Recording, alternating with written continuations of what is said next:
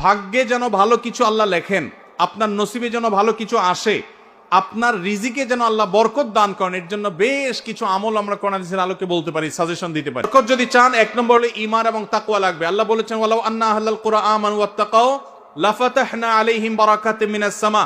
যদি কোনো জনপদের লোকেরা ঈমান আনে, আল্লাহর ভয় অন্তরে লালন করে, আল্লাহ বলেছেন আসমান থেকে বরকতের সব দুয়ার খুলে দেওয়া হবে। বা দুই, ইস্তেগফার বেশি বেশি করলে, আল্লাহ বলেছেন সূরা নূহের মধ্যে, যদি কেউ ইস্তেগফার করে, নূহ আলাইহিস সালাম তার জাতিকে বলেছেন ফাকুলতু আস্তাগফিরু রাব্বাকুম ইন্নাহু কানা গাফফারা ইউরসিলিস সামাআ আলাইকুম মিদরারা ওয়া ইমদিদুকুম বিআমওয়ালিন ওয়া বানিন ওয়া ইয়াজআল লাকুম জান্নাতিন ওয়া ইয়াজআল লাকুম আনহারা। আল্লাহ নবী নূহ আলাইহিস সালাম বলেছেন, আমি আমার জাতিকে বলেছি তোমরা আল্লাহর কাছে ইস্তেগফার করো, ক্ষমা প্রার্থনা করো। বেশি বেশি ইস্তেগফার করলে আল্লাহ তাআলা রিজিকের মধ্যে বারাকা দিবেন, অভাব দূর করবেন, সম্পদে এবং সন্তানে আল্লাহ তাআলা বরকত দান করবেন। তাহলে তিন, শুকর আদায় করো। আল্লাহ বলেছেন লা ইন শাকারতুম লা আযীদান্নাকুম। আপনি কোনো কিছু পেয়েছেন, আলহামদুলিল্লাহ বলেন, যা পাইছেন শুকর আদায় করেন, আল্লাহ নেয়ামত বাড়ায় দিবেন। নাম্বার চার, দান সাদাকা করা। আল্লাহ তাআলা বলেছেন ইয়ামহাকুল্লাহুর রিবা ওয়া ইউরবিস সাদাকাত।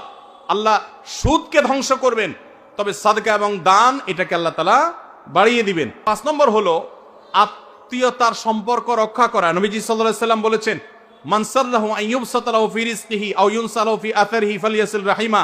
যে ব্যক্তি চায় তার আত্মীয়তার সম্পর্কে, যে ব্যক্তি চায় তার হায়াতে বরকত হোক, তার রিজিকে বরকত হোক, সে যেন আত্মীয়তার সম্পর্কের সাথে সম্পর্ক ভালো রাখে।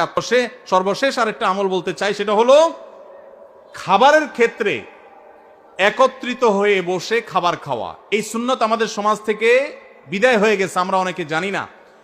আবু দাউদের একটি হাদিস বর্ণিত হয়েছে, নবীজি সাল্লাল্লাহু আলাইহি সাল্লামের কাছে এক ব্যক্তি বললেন, হে আল্লাহর রাসূল, আমরা খাই কিন্তু অনেক খাওয়ার পরেও পরিতৃপ্ত হই না, পেট ভরে না, খাবারের চাহিদা পরিপূর্ণ মিটে না, কারণটা কি? নবীজি সাল্লাল্লাহু আলাইহি সাল্লাম বলেছেন তোমরা সম্ভবত আলাদা আলাদা প্লেটে খাও, আলাদা আলাদা সিঙ্গেল সিঙ্গেল খাও। তখন নবীজি সাল্লাল্লাহু আলাইহি সাল্লাম বলেছেন তোমরা সবাই একসাথে খানা খাবে, আল্লাহ তাআলা তোমাদের খাবারে বরকত দান